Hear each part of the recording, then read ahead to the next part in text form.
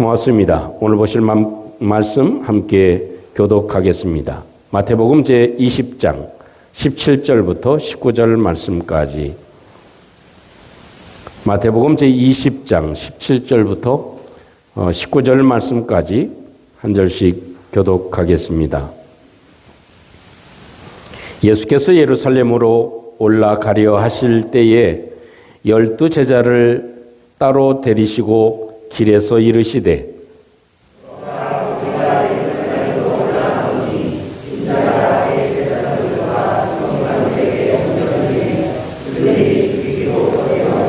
다 같이 이방인들에게 넘겨주어 그를 조롱하며 채찍질하며 십자가에 못 박게 할 것이나 제3일에 살아나리라. 아멘. 오늘은 저희들이 잘 아는 대로 팜 선데이, 종료주일이라고 이름하는 종료주일입니다. 이것은 아마도 예수님과 또 제자들 그리고 또 예루살렘에 입성하는 예수님을 보고 많은 무리들이 이 종려나무 가지를 꺾어서 흔들면서 호산나 다윗의 자손이여 찬송했던 그것을 기념해서 팜 선데이 이렇게 이름하는 종료주일이 됩니다.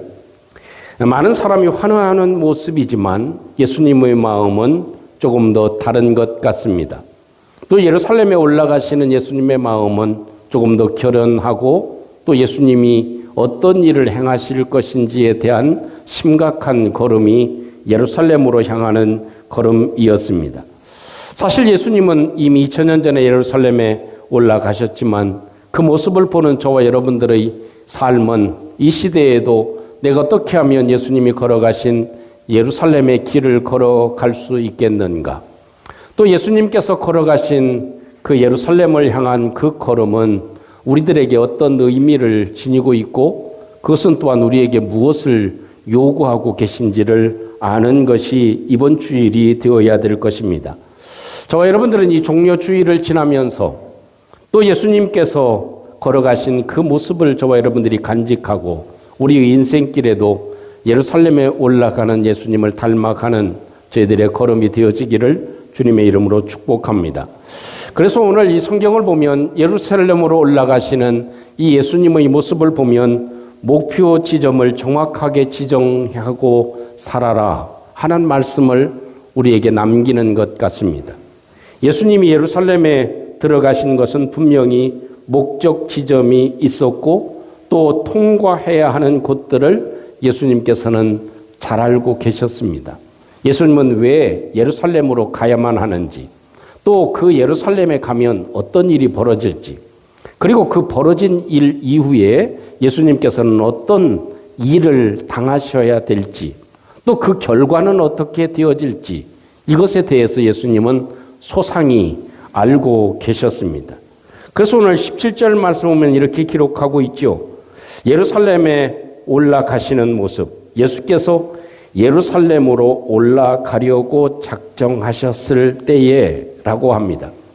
또 이제 또 다른 말로 표현하면 이제 예수님께서 예루살렘으로 올라가시려고 작정하셨다. 이렇게 표현할 수 있는 대목이 됩니다. 그것은 반드시 예수님께서는 예루살렘으로 올라가야만 한다고 하는 분명한 목적이 선명하게 기록되어져 있습니다. 또한 18절 말씀에서는 어떤 일이 예루살렘에서 벌어질 것인지를 알게 되어져 있습니다. 그걸 정확하게 보여줍니다. 예수님이 올라가시진 않았지만 올라가면 예루살렘에 가면 내가 무슨 일을 겪어야 될 것인지를 소상하게 밝혀주고 계십니다. 18절 말씀을 보면 봐라 우리가 예루살렘에 올라간다. 그러면 거기에서 무슨 일이 있을 것이냐면 인자인 내가 대제사장들과 서기관들에게 넘겨지겠다. 그것은 체포되어질 것이다. 라고 얘기를 합니다. 그리고 체포되면 그들이 죽이기로 결의하고 결정될 것이다. 라는 말씀을 해주고 계십니다. 또 19절 말씀에 보면 이방인들에게 넘겨주어서 그를 조롱하며 나를 조롱하게 될 것이고 나를 채찍질하게 될 것이고 더 나아가서 십자가에 못 박게 할 것이다. 라는 것을 선명하게 얘기해 주고 계십니다. 이건 여러분 예수님께서 예루살렘에 올라가셨을 때의 일입니까? 올라가시기 전에 제자들에게 한 얘기입니까? 예루살렘에 올라가시기 전에 이미 그 이야기에 대해서 말씀해 주고 계시죠. 그래서 예수님은 무엇을 향해서 걸어가시는지 예수님의 목표는 분명했다라고 얘기할 수 있을 것입니다. 예수님은 내가 어디로 가야 하는지를 분명히 아셨습니다. 그래서 육신의 몸을 입고 이 땅에 인카네이션 하신 것이 예수님이십니다. 그리고 예수님은 드디어 예루살렘에 입성하셨습니다. 가야 할 목적지가 분명했기 때문에 그렇습니다. 예수님이 이 땅에 오셔서 예루살렘에 올라가시는 목적은 무엇입니까? 그 첫째는 죄사함입니다. 모든 죄인들의 죄를 사해 주시는 그것이 예수님이 생각하는 가장 중요한 일이었습니다. 아마 그 당시를 생각해 보면 오늘도 찬양했지만 호산나 다윗의 자손이요 찬송하리로다 하고 많은 사람이 이 밤추리를 꺾어가지고 이렇게 환영하고 노래하고 예수님을 높이고 마귀 타고 가시는 예수님을 그렇게 찬양하고 그렇게 높였지만 그 군중들의 마음과 예수님의 마음은 같았을까요? 달랐을까요? 상당히 많은 차이가 있는 것입니다. 예수님은 그 속에 이런 마음을 가지고 계십니다. 내가 예루살렘으로 올라가야 그래야 너희들의 죄를 사할 수 있고 내가 십자가를 지고 그곳에서 죽음을 맞이해야 그리고 다시 부활해야 너희들의 죄를 사해 줄 수 있다. 그 어느 누구도 해결할 수 없는 죄의 문제를 해결하기 위해 예수님은 예루살렘으로 걸어가시는 그 모습, 그것은 결연한 모습이었다라고 하는 것입니다. 예수님이 가지고 계신 또 하나의 목적이 있다면 그것은 영원한 생명을 주시는 것입니다. 사마리아 여인에게 주었던 영생에 솟아나는 샘물처럼 영원히 사는 그 길을 열어주시기 위해서 예수님은 예루살렘으로 마음 굳건하게 믿고 굳건하게 생각하고 그 목적 지정을 향해서 걸어가고 계신 것입니다. 그 모습을 보면 우리는 이런 마음이 들죠. 나는 무엇을 향해서 걸어가지? 내 인생의 파이널 골은 무엇이지? 내가 이 땅에 살아가면서 내가 이루고자 하는 그 목표는 무엇이지? 예수님의 십자가의 보혈과 능력으로 우리가 죄사함을 입고 영원한 생명을 얻은 사람이라면 밤추리를 들고 기뻐하고 즐거워하고 야 좋다 하고 끝날 일은 결코 아닐 것입니다.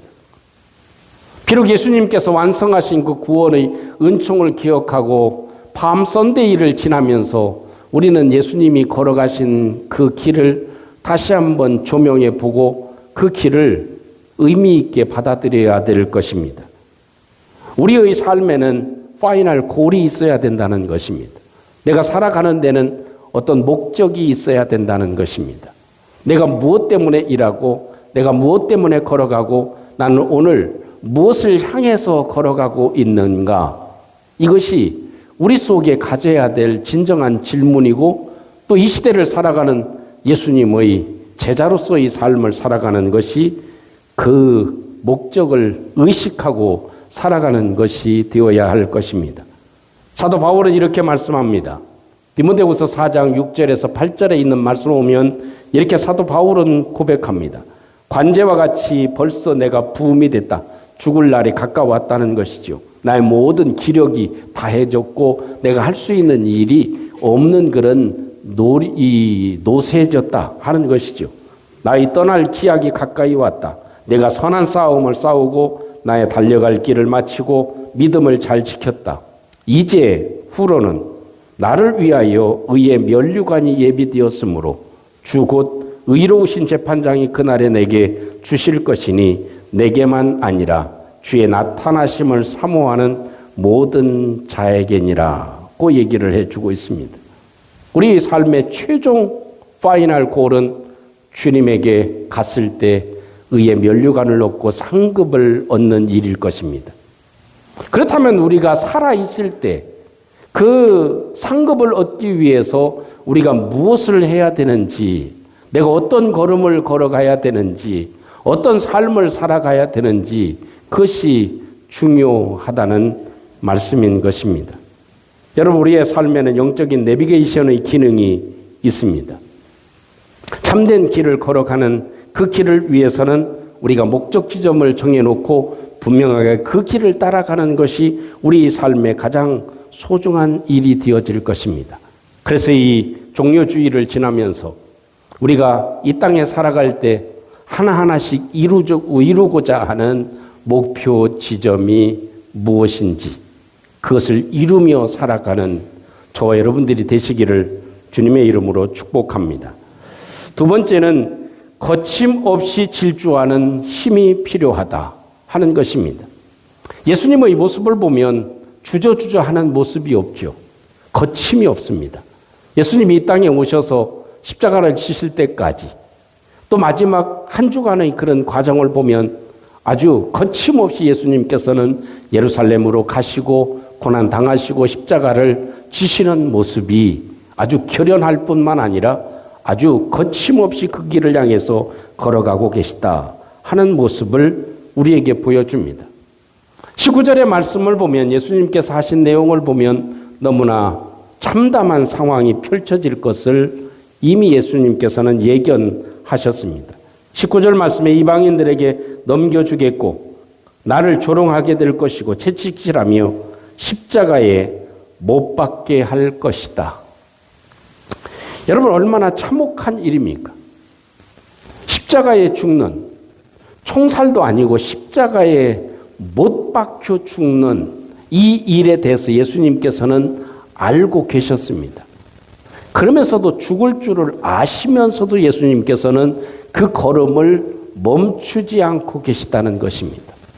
예수님이 한 말씀만 하시면 그 군사들, 그리고 또한 십자가에 달려 계실 때에도 내려오실 수 있는 능력이 예수님께서는 충분하신 분입니다. 그럼에도 불구하고 예수님께서는 그 길을 마다하지 아니하고 그 길을 향해서 질주해 나가셨습니다. 사랑하는 성도 여러분, 우리 삶에도요, 여러 일들을 하다 보면 어려운 일이, 큰 일을 하기 위해서는 무엇인가 또 힘든 부분들이 굉장히 많이 있습니다. 이 일을 행하려고 하면 어떤 어려움과 어떤 고통이 있겠다는 걸 모르는 사람은 바보이죠. 그런 일을 알면서도 그 일을 추진해 나갑니다. 왜요? 그런 어려움이 있지만 그 일은 반드시 이루어져야 될 일이기 때문에 그렇습니다. 여러분, 나이아가라 폭포에 보면 두 가지 강이 이 다리가 있습니다. 하나는 허니문 브릿지가 있고 또 하나는 레인보우 브릿지가 있습니다. 레인보우 브릿지에는 그곳에는 항상 이렇게 무지개가 이렇게 떠 있는 그런 아주 환상적인 그런 장면이 펼쳐져 있죠. 여러분, 그것을 설계했을 때 그 당시에는 어떻습니까? 기술이 좋았습니까? 그렇지 않았습니다. 그런데도 그 일을 해나고자 하는 목적을 가진 사람들이 추진하기를 시작했습니다. 처음에는 바보같이 시작했죠. 방법이 없으니까 처음에는 어떻게? 연을 날려가지고 실을 날려서 그 반대편에 보냈습니다. 그리고 조금 더 굵은 선을 연결해서 보내고 해서 철사로 이렇게 보낼 수 있게 되고 또 철사줄이 조금 더 굵은 철사줄을 이렇게 보낼 수 있게 되고 그런 과정을 거쳐서 다리, 브릿지가 만들어지게 되어진 것입니다. 그것은 어때요? 거침없이 질주해 나가는 것입니다. 이렇게 하면 얼마나 어려운 과정들이 있음에도 불구하고 그걸 알면서도 시도해서 마침내 두 개의 다리를 만들어 놓는 대창정의 역사가 이루어지게 되어진 것입니다. 여러분, 분명한 목적을 가지고 처음부터 추진하게 되면 이루어지지 않을 것이 없다는 것을 우리에게 잘 보여줍니다. 다만 문제가 있다면 하고 싶은 일이 없다면 아무 일도 생기질 않습니다.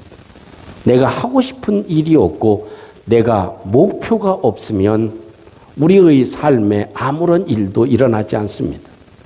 내가 어떤 목적을 가지고 기도하고 어떤 목적을 위해서 애쓰고 내가 이걸 이루고 싶은 목적이 있어야 그 일을 위해서 질주해 나갈 수 있는 것입니다. 우리는 누구나 한평생을 한 번 살지 두 번 사는 사람은 아마 이 땅에 없습니다. 우리에게 주어진 이 짧은 생애 가운데 예수님의 길을 생각해 보면 나는 무엇을 이루기 위해서 살아가는가? 내가 살아가는 목적이 무엇인가? 그 목적이 있으면 그것을 향해서 질주하게 되어져 있습니다. 저에게도 크고 작은 목적이 있습니다. 이루고자 하는 뜻이 있습니다. 그런 일들을 향해서 미리 기도하고 준비하고 추진해 나갑니다. 이것이 하나님께서 우리에게 주신 기회이기도 하고 또한 우리 주님이 우리에게 보여주고 계신 소중한 내용이기도 합니다. 예수님은 목적을 이루기 위해서 추진하는 몇 가지 원칙을 가지고 계심이 오늘 성경에 기록되어져 있습니다. 예수님은요, 목적을 이루기 위해서 일을 추진하는데 그 첫째는 말씀에 기록된 대로 행하십니다. 가장 중요한 것이 말씀대로 이루시는 것, 그것입니다. 경기하는 사람은 그 법대로 해야 되듯이 그 상을 얻을 수 있는 길은 법대로 하는 것입니다. 하나님의 말씀대로 행하려고 하는 것, 그것이 방법의 중요한 원칙이 되어집니다. 누가복음 22장 22절에 있는 말씀을 보면 인자는 이미 작정된 대로 간다 이렇게 얘기합니다. 그러니까 예수님은 처음서부터 하나님과 구원의 길에 대해서 의논하고 계획하고 상의하지 않으셨습니까? 그래서 작정되어진 길을 만들어 놓았습니다. 그래서 유월절 어린 양을 구약에서는 계속 잡게 만들게 되었고 또 그 법대로 예수님께서는 유월절의 어린 양이 되어서 죽음을 맞이하는 그 모습이 성경대로 성경이 기준이 되었던 것입니다. 두 번째는 타이밍입니다. 모든 일에는 때가 있고 그 때를 잘 맞추어야 그 일이 성사되어질 수 있습니다. 예수님은 첫 이적을 베푸실 때 어떤 얘기를 하셨습니까?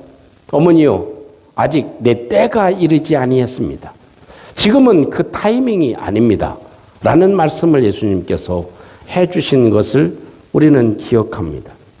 그러나 마가복음 14장 41절에는 더 정확하게 말씀해 주고 계시죠. 세 번째 오사 저희에게 이르시되 이제는 자고 쉬어라 그만이다. 때가 왔다. 때가 왔다. 라고 예수님이 말씀해 주십니다. 그리고 예루살렘에 가실 때에도 어떻게 해요? 유월절이 가까이 오매 라는 말씀을 해주고 계십니다. 예수님은 모든 삶에 있어서 이루는 십자가의 거룩한 일을 위해서도 타이밍을 원칙으로 삼았습니다. 자기 마음에 드는 대로 타이밍을 정한 것이 아니고 하나님의 말씀이 정한 타이밍을 제대로 맞추는 그런 모습이 여실하게 드러나지고 있습니다. 세 번째 이 원칙은 예수님은 중심이 흔들리지 않는 원칙을 가지고 계셨습니다. 누가 어떤 얘기를 해도 무슨 상황이 벌쳐진다 하더라도 예수님은 십자가 지시는 그 일에 대해서 흔들림이 없이 진행해 나가셨습니다. 우리의 삶에는 작심삼일이라고 하는 말이 생길 정도로 무엇인가 결정을 많이 하고 계획은 많이 하지만 그 일을 직접 이루기는 참 어렵습니다. 저도 학창시절에는 이렇게 데일리 타임 스케줄을 정해줬죠. 아침에 일어나서 무엇하고 몇 시에 일어나서 무엇하고 다 이렇게 정해놓습니다. 또 위클리 이렇게 플랜을 정해놓습니다. 또 먼스리 플랜도 정해놓죠. 또 내가 가고자 하는 그런 대학에 또 학교에 이런 것도 또 옆에다 써 붙여놨습니다. 그렇지만 그것도 중요하지만 뭐예요? 그대로 그 시간에 그 일을 진행해 나가는 것, 그것도 중요합니다. 또 뭐예요? 흔들리지 않는 게 중요합니다. 흔들리지 않고 마음의 중심을 갖고 살아가는 것, 그것입니다. 예수님은 흔들리지를 않는다 하는 것입니다. 마음 중심에 요동하지를 않았다. 그 십자가를 지시면서도 내가 이렇게 하는 것이 맞나? 내가 이렇게 해야 되나? 안 해야 되나? 하는 그런 마음이 전혀 흔들리지를 않았다 하는 것이죠. 오뚜기는 수없이 넘어져도 다시 일어납니다. 그 이유는 무엇입니까? 간단합니다. 아무리 싸대기를 때리고 또 발로 차고 넘어뜨려도 금방 뒤돌아서면 일어섭니다. 그건 밑에 아래 중심이 튼튼하기 때문에 그렇습니다. 하나님을 중심을 삼고 하나님 말씀을 중심으로 삼고 교회를 중심으로 삼고 살아가는 인생은 흔들리질 않습니다. 그러나 세상 중심이 되고 또한 물질이 중심이 되고 내가 중심이 되어져 살아가면 우리는 늘 넘어질 수밖에 없습니다. 그래서 우리 교회의 중심은 뭡니까? 하나님 말씀, 하나님 중심, 성경 중심, 교회 중심입니다.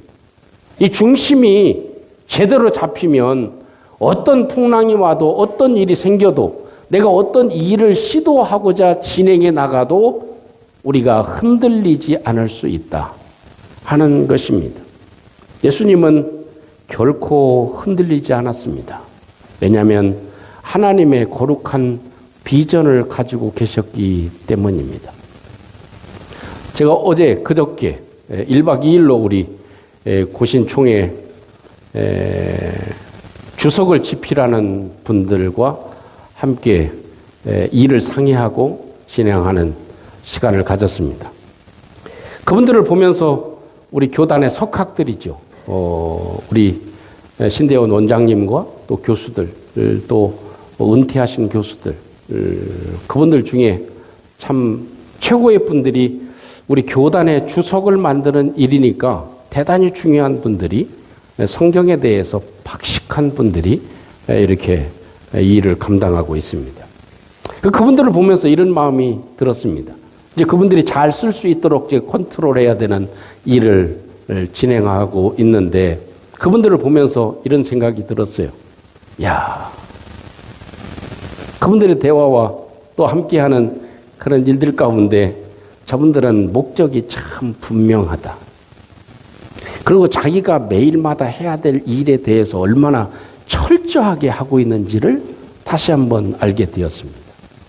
그 바쁜 시간을 쪼개어서 새벽 4시부터 일어나서 집필을 합니다. 저도 잠이 안 와서 4시에 일어나서 보니까